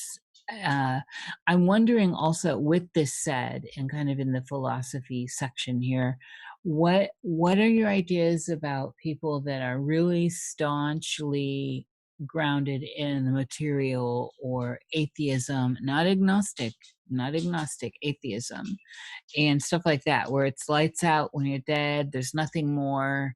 Like the agnostic is open to there might be more. The atheist is like, this is it, this is what it is, babe. It's and then some can be more materialistic than others. I mean, there's just these degrees within everything. Again, Fractals, fractals, fractals. But where do you stand with that? Especially, and I'm asking you because you are an astrologer, and you're also somebody who has had had a lot of self-reflection throughout your life, as you've given us great examples tonight. So, and I often find that type of character allows for a different type of dive in the collective ocean. Yeah, well, thank you for saying that. I think even though I mean we love to categorize, and so an atheist is a nice label, but I think it depends on what type of atheist you're talking about. Like if it's I think there can be an actually spiritual-ish way to be an atheist, which is kind of like Zen in many ways, where if you are an atheist and you just really, there is a way to be an atheist, I think, and you just don't believe in the significance of this reality. And so that's kind of like a Gnostic way to be an atheist. Or like I feel like if you learn, if you're mindful as an atheist, there are some good people that are like that, but I think a lot of atheism is kind of programming, because like human beings have never been atheists throughout history, and there are situations, political situations especially, where spirituality does not serve the bigger plan for your communist government, let's say. And so I think it's hard for people to be true atheists because like human beings, they're genetically and naturally, they create ritual and they think about spirituality. But I think atheism is like a diversion of that impulse to worship secular things, but still be very religious about them. So have it be, in the way that religion is a way of self-identifying. I think a lot of atheists just want that label, and they want to fit in with certain circles, whether that's like academic circles or like scientific circles, or like the atheism is a crucial part of leftism. So it's hard to be a spiritual Marxist because the foundation of Marxism is actually like the number one thing that makes a Marxist is really being a materialist and atheist. So everything kind of falls apart if you try to change that around. So I think atheism is really important to certain powers that be in order to promote certain agendas. And mysticism and spirituality and like free form spirituality has always been an enemy of like empire, so I think we're in a time of like people are open to mysticism and they're open to spiritual things, but there are still a lot of people trying to twist the atheistic like rhetoric or whatever. Like, there's people that are like, witchcraft is just for like feminist, like trans, like goths that don't actually believe in what they're doing, but it's like a political statement. Like they're trying to take that stuff and mix it into the Marxist history, and all of that stuff is right in our faces today. It's been generations in the works, but now it's like really having its moment of, is Marxism, or is this stuff going to become, is it going to take over America? That's kind of what's happening before our eyes. So yeah, I think the political side of atheism is sort of under examined. Yes. I agree. And then also with that, I know we're getting on in time, but I want to get a couple more questions out, at Oh, least I this. got all night. I don't care. Hey. Neptune night. And so what about the idea, and anyone that listens to me knows I believe in immortality. I believe this whole thing is basically, I mean, this is dreams within dreams. That's where I am. And so what about the idea of immortality? So as we, and I want to layer that on top of how unstable reality right now is for everyone, and where we don't there's a lot of things that are unexpected happening. People's worlds are rocked, and some people are just spinning, and some people are hiding their heads in the sand, and there's a whole bunch of stuff that's just, the whole foundation is in shift, in flux. And uh so for that, I think it's a great period of time, because it's allowing a flower to bloom of sorts, a kind of a dark flower. And the idea of immortality is something interesting, because it takes you out of the time continuum, if you think about it, because an immortalist is not viewing time in the same way, say, uh, other people are, that are bound to the idea of past, present, future, here, now, and there. Uh, and so there's a bigger idea with immortality, and I'm talking about immortality above and beyond ego self, which to me, in my magical workings in life, the ego self is a tool to be used. Smoke and mirrors, baby, I love it.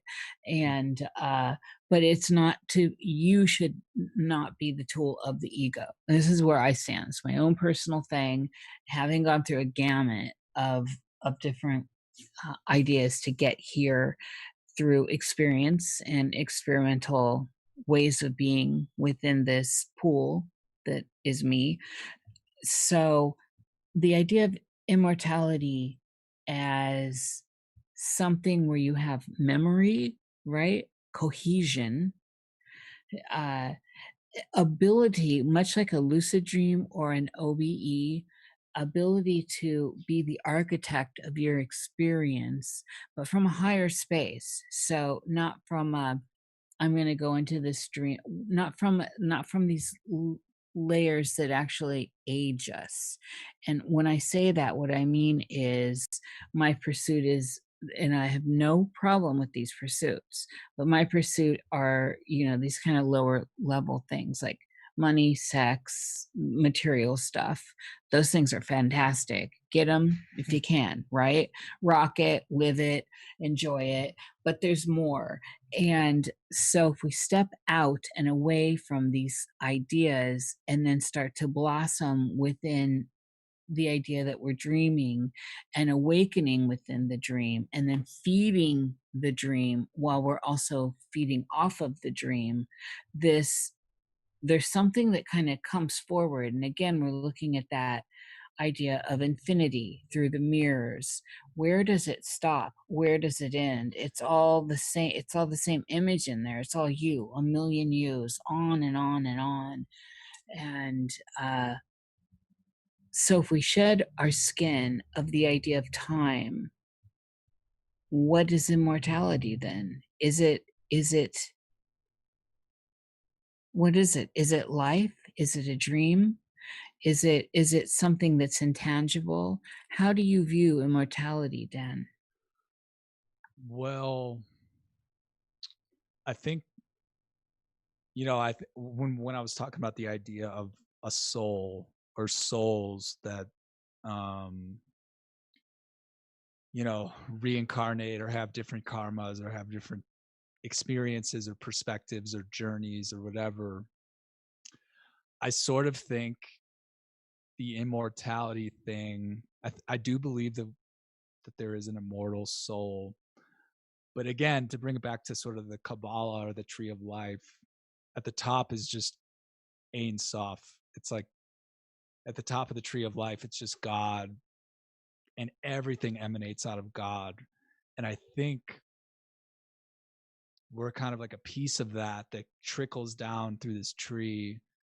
And the lower you get, the more you get close to ego and you get close to karma and the matrix and everything. And the higher you go, you're like, oh, I'm this reincarnating soul with these X amount of experiences. Then if you go even higher, you're just like, I am just this oneness energy. And then when you're just at the top, you're like, everything is one thing. It's God. So when I think of like the hierarchy of like these 3D realities, the dream world, the astral world, and then everything up or anything down, really, I just think we're just little pieces, and depending on where we are and where we're trapped, we have more or less freedom, or like more or less oneness. So I think the oneness is immortal, and that but this is like all speculation, I don't really, that's kind of just how I conceive it. If a soul is just a piece of God, then where it's at in the karmic cycle, or like the heavenly cycle, or like who knows how complex it could get. I do think there's this like up and down, like at the top we're all one, and down here we're just like super individualized and disconnected from that oneness. Is it possible that we are our own gods? Well, I think like the soul, like that's what I was saying. If it's a piece of God, or it's like people say your higher self or your holy guardian angel, like that's you. That's like the top ghost in the machine. But I think down here, like I think you can if you think of, if you're saying, are we our own gods, like should we worship ourselves or try to connect with that side of ourselves? I don't think of it as like a worshiping thing. I think of it as like if you're in an inspired moment, let's say, and you're in a flow state, and all of a sudden you're blissed out, and you're like, maybe you might be crying, you might just be having this mystical experience. I think that's when the denseness of down here fades away, and for a moment you are connected with what you really are. And if you live your life trying to connect with that feeling or connect with the intuition that thing guides you with, then you're kind of living your true will. So I have one more question before I ask Jerry if we had questions. Is it possible, how do you view the spheres, the planetary spheres, including Earth, whether or not, I'm not getting into flat or round, whatever. And when I say sphere, I'm talking about the, as we know. So I'm more talking about the etheric aspect of them. The planets, are they sentient? Do they hold agency? What are they? And how do you see, because you're an astrologer and obviously you put some weight onto their movements and the apparent movement along the ecliptic and how it affects everything that's going on in our lives. How do you see them via this lens?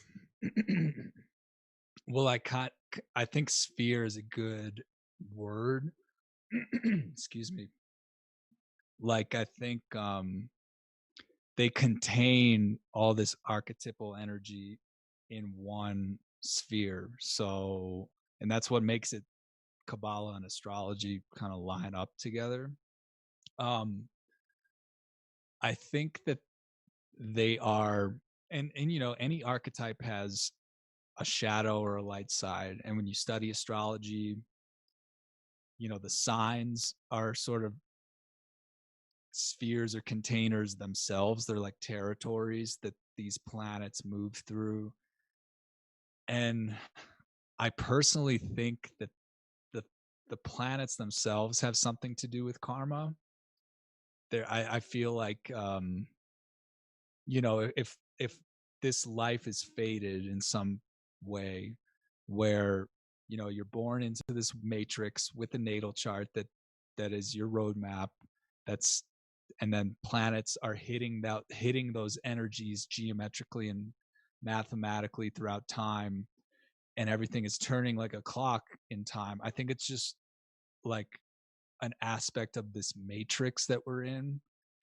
And like the planets, I don't know if this is hypothetical, but it seems like if you had some past life thing where you did something really Saturnian or Martian that was bad,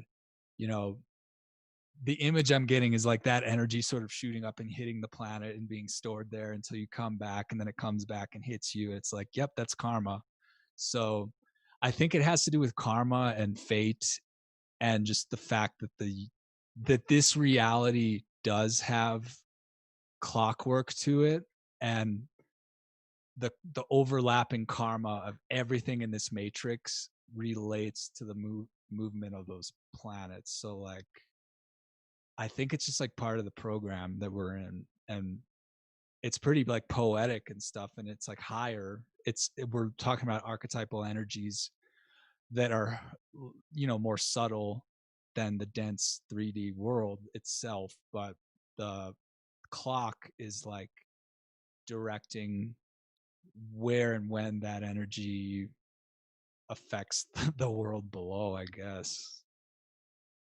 Excellent. That's a beautiful way to put it. Jerry, do we have questions? I think I saw one from Jag in there. I had a couple. Someone asked earlier when the show first started, you brought up there was some alignments happening. It might have been the December ones, and I forgot who it was who asked. I apologize, but wanted to know if did anything crazy happen the last time in that alignment in the past? Well, the thing happening in December, it's basically like a changing of the guard, related to the two planets, Saturn and Jupiter. Saturn is the planet of restriction. It's like father time, it's karma, it's limitation, it's the black cube, which is going around on social media right now. That's kind of, it's a very dark energy, it's a very constricting energy, but it's the energy that makes this matrix here work. So if we consent to coming here to learn these lessons, Saturn is the unfortunate and like unfriendly force that's making it shitty for us so that we can grow. Satan. Yeah, it's totally Satan. But and Jupiter is Yahweh. Well, Jupiter is more benefic. It's more of like the proud father, or like the bounty, the expansion, the spiritual stuff.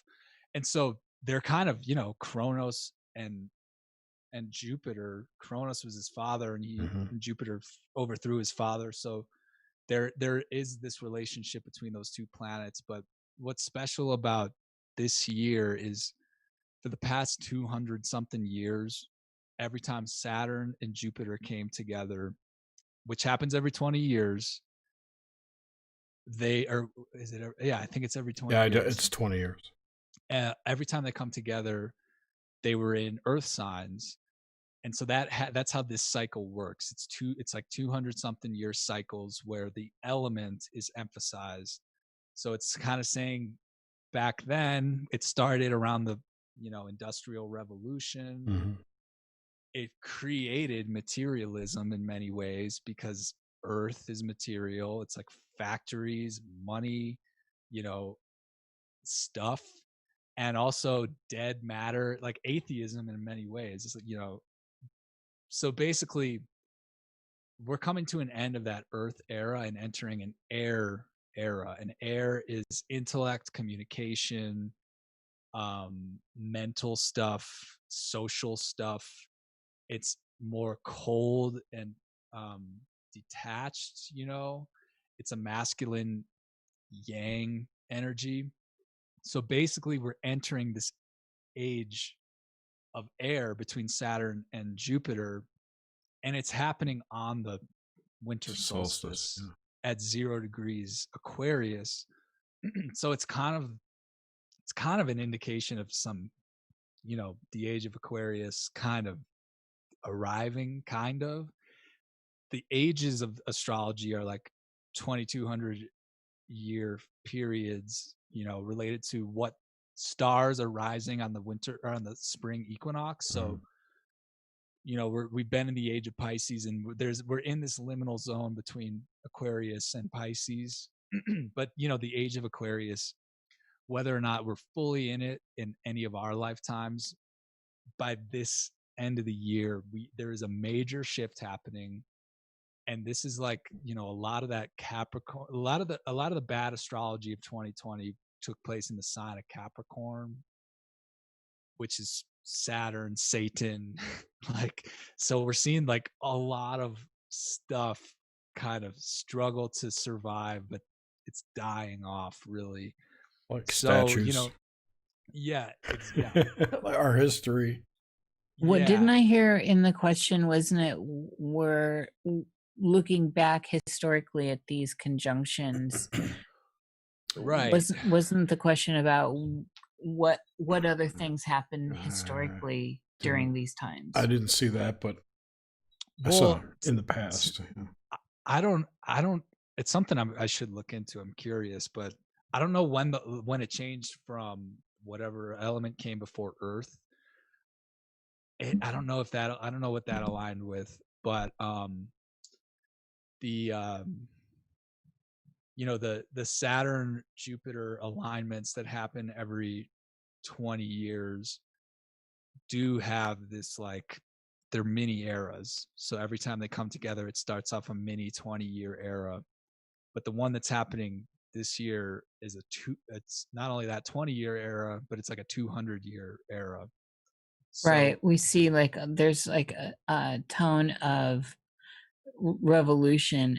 When I was looking back through the cycles, you could see a lot of revolutionary stuff happening during these particular alignments historically, moving back. Yeah, and today, after the pandemic kicked off, Saturn did its damage in Capricorn, and then around February or March moved into Aquarius. So we have been getting a preview of what Saturn in Aquarius is, and Saturn's a malefic planet, and in the air sign of Aquarius, which is like social and tech and communicative, we're seeing that clamp down the tyranny of Saturn in this space of Aquarius, which is like technology and communications. So that's happening now, and we're talking about contact tracing, chips, like 5G, all that we're getting a little preview of. But Saturn is actually reversing back into Capricorn at the July 1st is when that happens. So that's why July forward is going to be more of the bad stuff that kicked off in January. We're going to kind of revisit that energy. Mars is going to be activating it from Aries, because that's a 90-degree angle from Capricorn. And like I said, it's going to hit it once, stop, reverse, hit it twice, stop, go forward, hit it 3 times. So well, don't you think we're going to see the negative side of tech, though? Tech is at play. And so we're going to see, I personally think we're going to see more of the rollout of military robots, policing and stuff like that. Yeah. I would guess that that's going to happen after this event that we're talking about, the air sign change of Saturn and Jupiter. Jupiter might help out the craziness by being in the same sign as Saturn during this time. By giving us real sex dolls. Perhaps, yeah. So we have the Terminators, and then we have the pleasure units. Yeah, that really is Aquarian. But like, the thing about Saturn and Aquarius, it's going to square off with Uranus. Uranus is farther out. It's a modern planet, but I follow the energies of the modern planets, and they affect the collective way more. And I want to be a skeptic of them, because I like the traditional setup of Hellenistic astrology, where it's the 7 planets with this rulish, but either way, Uranus is going to be squaring Saturn. And where Saturn is the tech tyrant in Aquarius air, Uranus is the earthy rebel hopefully trying to fight against this Saturnian force. So I would not be surprised, like that when we talk about revolutionary things, Uranus is revolutionary, Saturn is a control system. If it's in the sign of Aquarius, where there's a tech thing going on and a collective humanitarian thing going on, the shadow of that is going to be control, and surveillance and stuff. But Uranus and Taurus is kind of like the off the grid, hippie, earthy, actually green, not globalist green, eco force that is going to say F that. And, Mama shaking everything, the Mama Earth saying, yeah, I don't need this. mm-hmm. Funny synchro. There was like a crash upstairs. I don't know what the hell fell over. It's not wise to mess with Mother Nature. No. Jerry, did we have other questions? I had one other question from Jag. I think it was Jag. He wanted to know if you'd ever seen a blue guy with 4 or more arms in your dreams or visions. I don't think so. When you said blue guy, I feel like I've seen blue guys but that's more of that like comic book, cartoon, 90s thing. Yeah. So maybe like Captain Planet is blue. Mm-hmm. So I'm thinking more stuff like that than like a Shiva. Like the Indian, the blue. All the Krees are blue gods and stuff, yeah. All the Krees. Well, the Hopi have the blue too. No, it's Marvel Kree planet people, not Indians. I'm talking about the Eastern Indians, and then the Hopi Indians both have blue as well. Mm-hmm. Cool. That's all the questions I got. Excellent. So, great. So, Dan, did you want to plug some stuff before we let you go? Sure. Yeah. My podcast is called the Cosmic Keys Podcast. You can find it on YouTube, anywhere podcasts are available, like iTunes, Spotify. I do astrology readings. They're affordable. 30 minutes is $29. 60 minutes is $59. And to book those, you can go to our website, cosmickeyspodcast.com. And I do that through Zoom. And my personal page on Instagram, where I sometimes post personal stuff, is @ShukDaddy. And that's about it. Great. All those links and more are in the show description and the show notes for the podcast. Awesome. So, thank you, Dan. This has been a great pleasure. Always, I love chatting with you, and this was a lovely evening. And during Gatorade time, Mercury retrograde. Yeah, it was. Well, this is actually the perfect week to be on a show like this, because if you can't be productive in anything, you can at least be productive in talking about these things. So yes. But Jerry and Nish, thanks a lot for having me, because I really enjoy your show and I do listen. I hope you know that. Yes. So it was an honor to be on it. It's an honor to have you. Thank you so much. Thank you so much. Thank you, Jerry, and everyone out there. Yes. Thanks everyone for listening. Be sure to tune in next week. We have another Nox Mente coming up, 2 in a row. That's rare. With Michael Deacon, who I don't know, but Nish does. Yeah, the Michael Deacon program is one of my favorite shows. Fantastic. So that should be pretty awesome. Anyway, have a great week.